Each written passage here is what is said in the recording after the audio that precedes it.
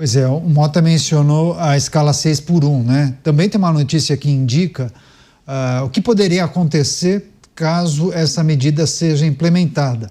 Mais de 600 mil empregos formais poderiam ser perdidos em meio a uma queda significativa na produção, com consequências para o crescimento econômico se o Brasil, de fato, acabar com a escala de trabalho 6 por 1. Essa projeção faz parte de uma nota técnica do Centro de Liderança Pública sobre o impacto da redução da jornada de trabalho no Brasil. A avaliação é de que o comércio, a agropecuária e a construção seriam os setores, os segmentos mais afetados se essa redução de horas trabalhadas for aprovada pelo Congresso. No caso do comércio, a produtividade do trabalhador cairia 1,3%, junto com uma baixa de 1,6% no emprego formal, o que significa a perda de mais de 160 empregos. Isso me parece uma informação que a gente deverá verificar se não faltou alguma informação adicional. Deixa eu começar essa pelo Luiz Felipe Dávila, porque a gente debateu isso, né? Nas últimas semanas, Dávila, a possibilidade de implementação da escala, sei lá, 5 por 2, 4 por 3, mas já há uma indicação que o fim da escala 6 por 1 acabaria de cara com 600 mil empregos, Dávila. É exatamente isso, o Estado se metendo num assunto que não tem que se meter. Isto é por negociação. E a reforma trabalhista, esta que é sabotada por parte da Justiça Trabalhista, porque não cumpre o que está na reforma trabalhista, resolveria esse problema. Por quê, Caniato?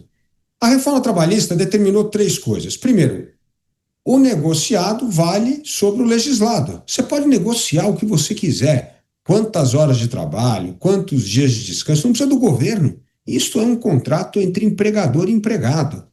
Segundo, tem o banco de horas. Você pode usar o banco de horas e aí cada um trabalha da maneira que quer. Por exemplo, o trabalho da agricultura é completamente diferente do trabalho do serviço. Na agricultura, na época da colheita do plantio, você tem que trabalhar o tempo inteiro, até porque você não pode perder a oportunidade do plantio. É outra coisa. Então, assim, a legislação já permite esta acomodação por negociação. Agora, o governo quer impor uma medida absurda, total absurda, que contraria as melhores práticas do mundo inteiro, Caniato. Por exemplo, você tem uma ideia, os países da OCDE reduziram 55 horas anuais de trabalho durante 15 anos. Olha o processo, demorou 15 anos para reduzir 55 horas.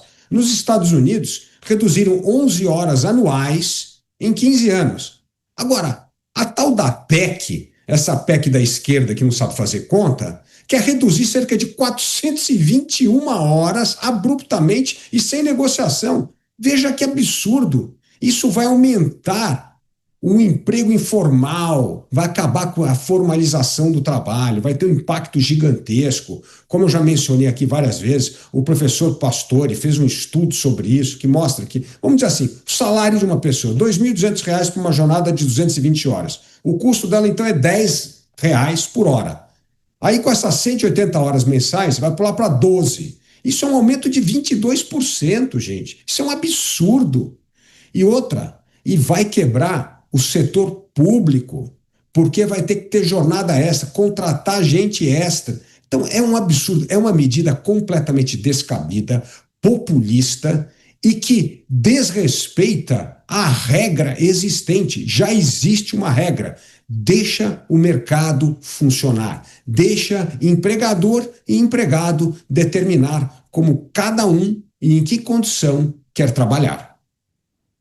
Fiquei aquela informação, quando no final da notícia eu tratei do comércio, a projeção indica que a implementação da escala afetaria naturalmente o setor, e aí eles tratam de uma perda aproximada de 160 mil vagas, 160 mil postos e não 160, como eu disse, né? Eu fiquei imaginando 160 dentro de um universo, sei lá, de 500 mil vagas, mas a indicação trata de 160 mil empregos perdidos a partir da implementação da nova regra. Você, Musa, como é que o mercado tem observado essas movimentações no Congresso? Veja, isso é uma questão matemática, tá? Como a gente já mencionou diversos outros programas aqui a respeito da produtividade, que no brasileiro, que no Brasil está estagnada há muito tempo. Estamos no mesmo nível da produtividade de 2011, segundo o próprio IBGE, a produtividade na indústria, que é basicamente quanto nós produzimos com o fator de produção, mão de obra e capital, né? Me parece bastante óbvio que quando nós sofremos um aumento dos custos pela própria depreciação da moeda, graças a uma irresponsabilidade fiscal, somamos isso, o aumento da carga tributária brutal nas empresas, somamos a isso 50 milhões de brasileiros recebendo Bolsa Família, sendo que uma boa parte desses teriam condições de trabalho, portanto, há uma escassez de mão de obra na sociedade, basta procurar qualquer tipo de prestador de serviço, a dificuldade de encontrar mão de obra, o que acaba encarecendo o fator trabalho sem o incremento de produtividade, você mata a margem das empresas, que muitas delas no Brasil, a gente sabe que tem margens completamente apertadas, como a gente falou agora, por exemplo, do nível de recuperação judicial. Somamos tudo isso, batemos no liquidificador, significa que ou você manda embora, ou você contrata na informalidade, ou você repassa no preço, ou a combinação de todos eles. E você precisa entrar nessa dinâmica, nesse círculo viciante a cada vez mais, uma vez que os custos não param de subir e volta tudo no centro da irresponsabilidade fiscal, que leva à desvalorização da moeda, que obriga o governo a arrecadar mais, aumentar impostos para tapar o seu buraco, e a gente se eterniza em meio a tudo isso, mantendo pessoas, 50 milhões de pessoas que poderiam estar no incremento de produtividade ao longo dos anos, estão vivendo de transferência do Estado. E aí, obviamente, é uma matemática, é simples. Como pagar essa conta? Isso não tem espectro político ideológico. A matemática não tem esquerda-direita. A matemática tem a resposta em números. E aí, muitos dirão, tá bom, então o governo aumenta o gasto para pagar as pessoas. Da onde vem o dinheiro? De mais impostos? Isso é respondido através da desvalorização da moeda. Então perceba, ou nós mudamos a mentalidade, eu acho que a gente está mudando aos poucos, da sociedade, não nos políticos, ou realmente a gente vai ficar na parte final da tabela dos países que divulgam produtividade com dados minimamente confiáveis. E continuaremos patinando o eterno nota 5. Pois é. Mota, sua avaliação, o Estado não deveria se meter nesse tipo de discussão, né? Deveria ser, na sua análise, uma negociação entre patrões e empregados? Sem dúvida, Caniato, mas a gente precisa lembrar um outro aspecto dessa questão.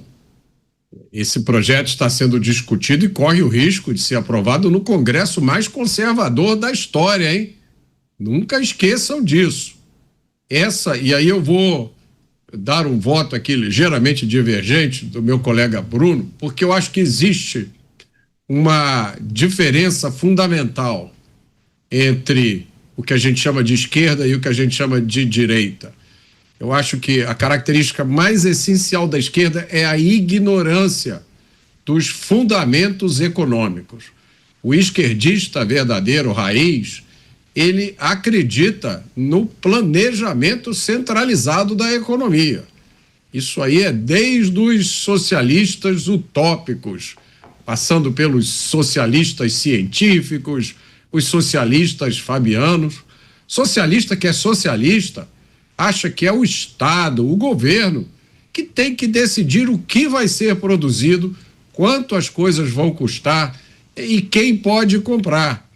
Então, é essa arrogância de achar que o Estado sabe tudo. E quando você vai ver quem é o Estado, são esses políticos que a gente critica todo dia aqui, né? Pessoas que fizeram um curso de 2 meses de economia e assumem o ministério. Vamos lá. E vamos mudar a forma de trabalho das pessoas. Para elas, Caniato, é inconcebível que exista liberdade para cada um escolher como quer trabalhar. Olha, tem gente que eu conheço que, se puder trabalhar um dia só por semana, receber só o essencial para comer, tá ótimo. Ele não quer mais do que isso. Ele queria a escala 1/6. Tem outras pessoas que eu conheço que, se pudessem trabalhar 80 horas por dia para trazer uma situação melhor para a sua família, eles fariam isso. Eles queriam ter a oportunidade de trabalhar mais, de ser mais produtivos.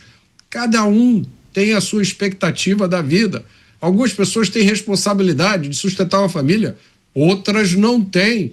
Tem muita gente começando no mercado de trabalho que toparia, Caniato, trabalhar de graça em uma empresa boa, só para ter a chance de aprender uma profissão. Mas a legislação brasileira não permite isso. A legislação brasileira cria lá uma camisa de força que vem lá dos tempos de Getúlio Vargas, em que se assumia que o trabalhador era um pobre coitado desinformado, não sabia de nada, não tinha como se defender. Não é esse trabalhador de hoje que tem acesso à internet, às redes sociais, que tem o telefone celular, que ele vira o próprio empreendedor. Aí vem o Estado e diz, não, você não pode. Eu vou criar uma lei para regulamentar o trabalho por aplicativo. Você agora vai pagar taxa disso, taxa daquilo, vai recolher. É o Estado se metendo no meio de tudo para atrapalhar. E isso é a mentalidade socialista. Se existe uma diferença essencial entre direita e esquerda, é essa. A direita acha que cada um sabe o que é melhor para si e tem a capacidade e a responsabilidade para tomar essa decisão. A esquerda acha que não. Você precisa de um político te ajudando. Você precisa de um sindicalista, desses que usam relógio Rolex, e acabam em cargos milionários, cuidando de fundos de pensão, para dizer o que você vai fazer com a sua vida. Pois é, Bruno Musa pediu a palavra, quer fazer um complemento, Musa?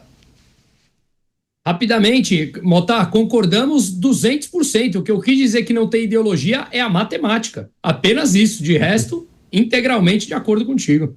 Pois é, a gente tem um último minutinho antes do break. Você, Dávila, quer fechar? Porque quando o Mota faz a provocação do Congresso mais conservador, não falta maturidade para o legislador brasileiro, porque diante de uma iniciativa como o Vale Gás, ou a história do fim da escala 6x1, parece que o congressista fica com receio de seguir a convicção, e aí ele cede aos encantos da política. Um minuto, Dávila.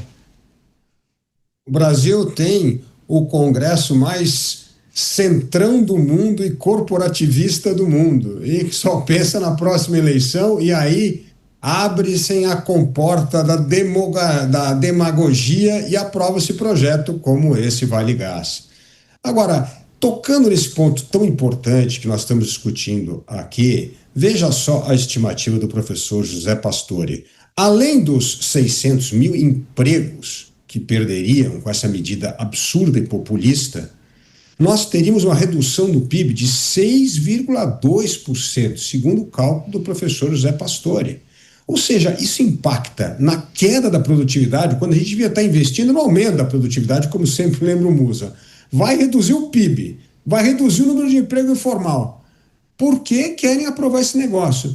Porque, como o Mota bem lembrou, essa turma não sabe fazer conta. Eles querem um slogan para dizer que eles estão ajudando o trabalhador a trabalhar menos hora e continuar ganhando a mesma coisa, como se todos os empregos fossem permanecidos durante o resto da vida. É um absurdo. É mais um ato populista, demagógico, que quem vai pagar é o povo, com mais desemprego, queda do PIB, queda do investimento e queda da produtividade.